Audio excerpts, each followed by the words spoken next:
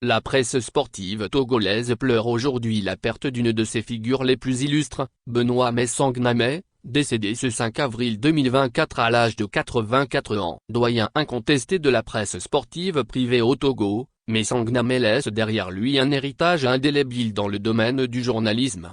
Pendant plus de 50 ans, Benoît Messang Gnamé a été au cœur de l'histoire de la presse sportive en Afrique et au Togo. Son engagement sans faille et ses multiples talents de journaliste ont marqué des générations entières. Même après sa retraite, il a continué à partager ses vastes connaissances avec les jeunes journalistes togolais et africains, contribuant ainsi à perpétuer l'héritage journalistique du continent. En tant qu'ancien correspondant d'Africa numéro 1 et de FI au Togo, Messang Gnamé a su imposer sa voix distinctive dans le paysage médiatique togolais et africain. Son professionnalisme et son dévouement à son métier ont été salués à maintes reprises, faisant de lui une référence incontournable dans le domaine du journalisme sportif.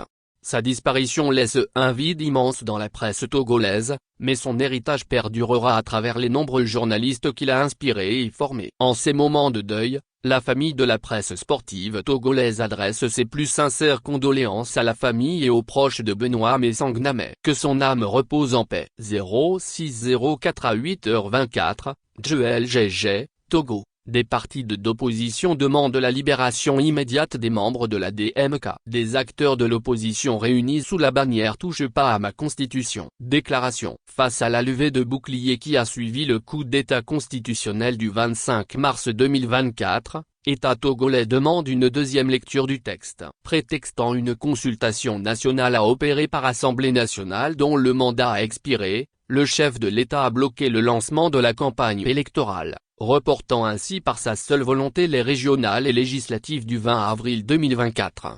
Au moment où le régime déclare organiser une concertation pour faire baisser la tension, il procède à l'arrestation des responsables et militants de la DMK, signataires de notre déclaration. Les signataires de cette déclaration demandent leur libération immédiate et le retrait pur et simple du texte assorti de la mise en place dans les meilleurs délais des conditions de normalisation de la situation politique du pays. Compte tenu des actions que nous avons entreprises aussi bien au Togo qu'à l'extérieur pour défendre notre République, nous lançons un appel solennel à la mobilisation générale du peuple togolais. Nous vous demandons de vous tenir prêts à investir massivement la rue dans le cadre de manifestations publiques pacifiques, le moment venu. Que viennent les tyrans, ton cœur soupire vers la liberté. Fait à Lomé, le 4 avril 2024. Ont signé. DMK dynamique Monseigneur Kepozro. DMP dynamique pour la majorité du peuple. Adodi. Les démocrates. Car. Utogo. Parti des Togolais. Mouvement Gamessou. Uroji Kepatchatikpi.